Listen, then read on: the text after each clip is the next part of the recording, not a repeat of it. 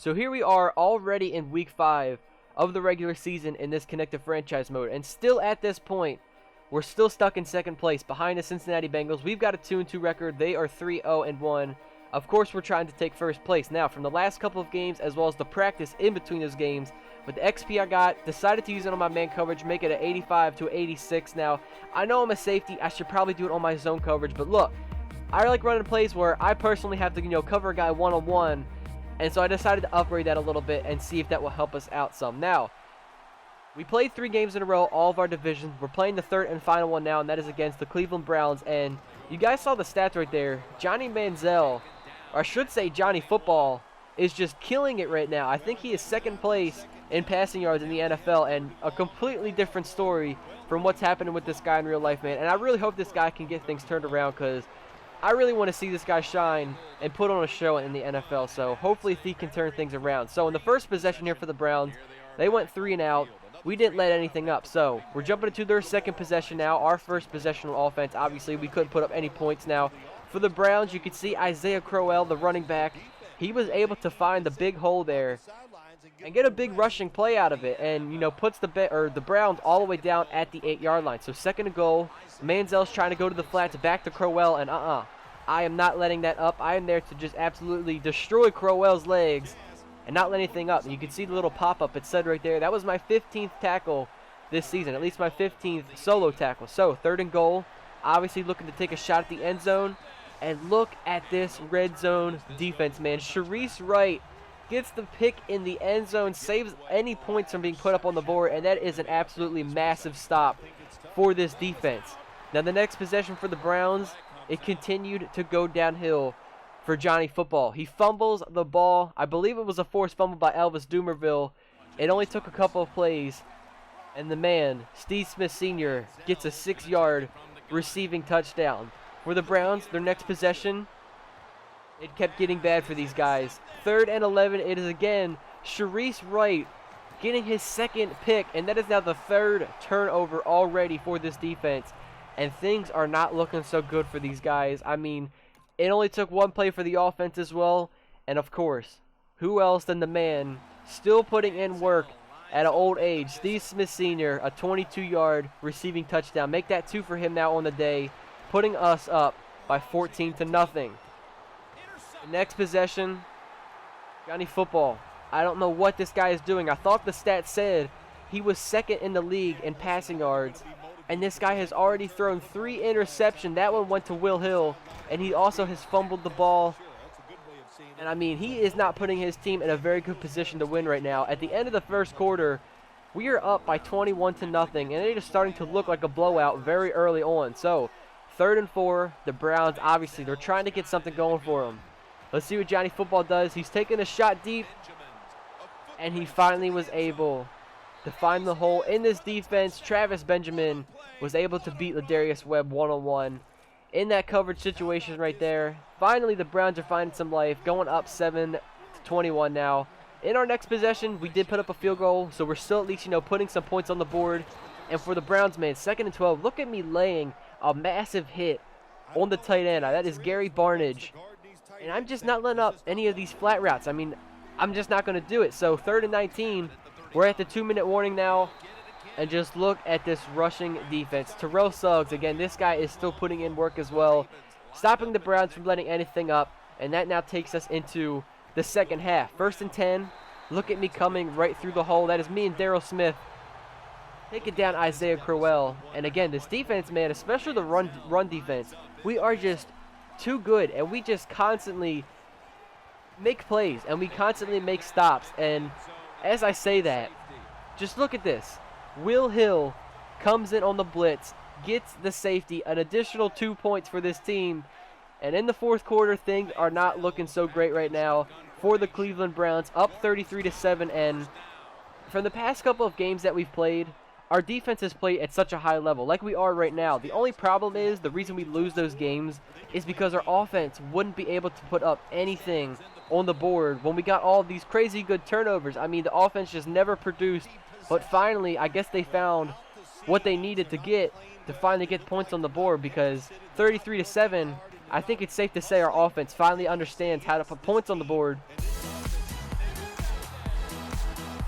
as I say that, Jimmy Smith closes out this game by getting this defense's 4th interception in this game. I think Johnny Manziel is going to be going home with his head down. He had 5 turnovers all by himself. We get the 33-10 victory and a great division win, man. The division games, they are always important, and we have to win those when it comes down to the end of the season. Joe Flacco had a solid day, 243 yards, 3 touchdowns, 2 interceptions. Now this guy, Justin Forsett, man, 197 rushing yards. Now 38 attempts, that definitely is a lot for a running back, but almost 200 rushing yards.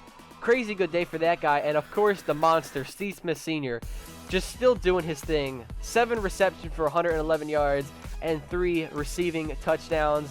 Me personally, I had a great day as well. 9 total tackles, 2 of which were tackles for losses. Now going into week 6 with a 3-2 record, we will be playing the San Francisco 49ers, who also have a 3-2 record. Now with the XP from that game, as well as the practice, decided to upgrade my play recognition. And I mean, I don't really have an intention of what I want to upgrade. I'm just, trying to find all the stuff that has a low overall for my stats and upgrade it, because I'm trying to get my player to the highest overall that I can. So, jumping straight into week number 6, playing away at the 49ers. These guys are trying to rush the ball at the start of things here. And Carlos Hyde, he's not going anywhere. -2 yards on that rushing play. 2nd and 12 now. Colin Kaepernick, he's going to try and take things himself and run the ball, but C.J. Mosley was there to get the sack. And again, this defense, so far we're having good signs of a good game. 3rd and 15. It looks like Colin Kaepernick just tried dumping it off to Carlos Hyde there, but this defense was there to stop that, bring up the 4th down, and give our offense the ball. We did put up 3 points, so already in this game we've got a little bit of an early lead at 3-0. 1st and 10. That's exactly what this team needs me for, to come up on the rushing plays and be able to stop that running back, and to not only stop the running back, but get a tackle for a loss, to get him behind that line of scrimmage is huge, and it's definitely going to help out this defense massively in situations. So, the offense, look at the score, it is 10-0. Like I said before, I think these guys finally found their way in trying to put up points on the board. Terrell Suggs there, this guy's already getting his 3rd tackle in this game now. And on a 3rd and 9, Colin Kaepernick threw that directly into the hands of Will Davis. This guy takes it all the way down to the 4-yard line, which puts our offense in fantastic position. And if these guys wouldn't have scored on the 4-yard line, I would have, definitely been concerned. But Justin Forsett on the 4-yard rushing touchdown, giving us the 17-0 lead. And look at this defense. What is this? Interception number 6 now in this episode. This defense is just crazy. And if you can see the score, man, there isn't a whole lot to show because things just went completely downhill for the 49ers. 34-0 already.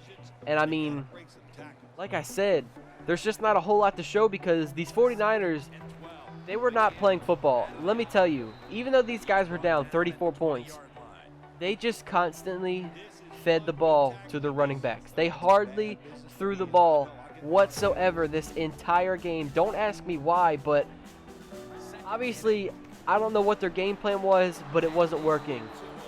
We again get another safety, back-to-back games with safeties now, and a 39-0 game. I think things are looking like it is going to be a shutout in this. 16 seconds left in the 4th quarter. Still a 39-0 game. The 49ers obviously are not going to be able to win this, man, but this team,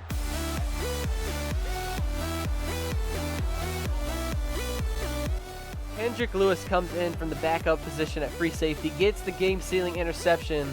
I believe that was either number 3 or number 4 for this team, man. And the shutout, we ended up getting it 39-0 against the 49ers, man. These guys, they need to go back to the drawing board and need to figure out what exactly happened. Looking at these stats, let me just show you guys. Total offense, 83 yards for the 49ers. That is all we let up on offense for the 49ers was 83 yards. Whereas for the Ravens, man, we had a total of 570 offensive yards. Crazy, man. Joe Flacco had 314 yards, 2 passing touchdowns. Look at Kaepernick. Only 64 passing yards and 3 interceptions. Justin Forsett, back-to-back weeks. This guy just killed it. 203 rushing yards. He broke the 200 mark. Again, 46 attempts is definitely a lot, but hey, he got 200 yards out of it. Now, Carlos Hyde, 15 attempts for only 26 yards. A very bad average for him. And Steve Smith Sr., man. Just what else can I say about this guy? He's just constantly doing work. 7 receptions again for 139 yards, 2 more touchdowns, and the defense. Spectacular. We got a shutout, man. What else could you ask for? Terrell Suggs had 8 total tackles, 4 of which were tackles for losses. Again, I totaled 7, an additional which for 2 for tackles for losses, and this defense is just playing out of their minds right now. And it doesn't look like we can be stopped. So week 7, we will be going ahead playing against the Arizona Cardinals, who are 3-3. You can see our offensive and defensive stats. We are currently the 6th ranked team in the NFL, and we are playing spectacular right now. So hopefully all of you guys are enjoying this connected franchise. I'm having an absolute blast doing this. It's so much fun. We're definitely coming together as a team, and again, thank you guys all so much for watching and supporting. Subscribe to the channel if you guys are new, and I will catch you all in the next one. Take it easy, guys. Peace.